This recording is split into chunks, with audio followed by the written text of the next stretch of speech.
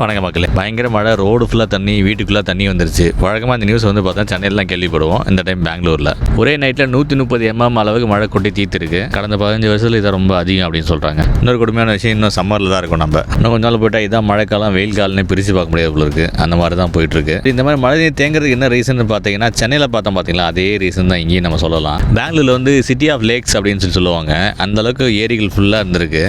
கடந்த ஒரு 100 வருஷத்தில் பார்த்தோன்னா ஆயிரக்கணக்கான ஏரி காணாமல் போச்சு அப்படின்னு சொல்கிறாங்க. ஏரிலாம் ஒன்றோட கனெக்டாக இருக்கும். இப்போ இங்கே மழை பெஞ்சுனா தண்ணிலாம் வடிஞ்சு அந்த ஏரிக்கு போயிட்டு அப்படியே ட்ரெயின் ஆகி போயிட்டுருக்கோம். இப்போ அதுக்கான வாய்ப்பு இல்லாமல் போயிடுச்சு. அப்புறம் அந்த ஏரியை க்ளோஸ் பண்ணி அங்கேயே வீடு பில்டிங்ஸ்லாம் கட்டினாங்க. அப்புறம் அங்கேயும் தண்ணி தேங்குது.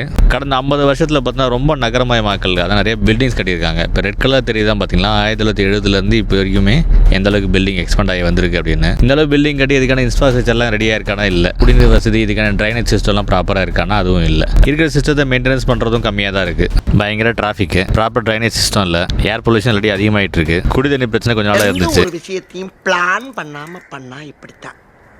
பிளான் பண்ணி பண்ணணும். இந்த நிலைக்கு வேற என்னென்ன காரணம் நீங்கள் நினைக்கிறேன் கமெண்ட்ல சொல்லுங்கள் மக்களே. நன்றி.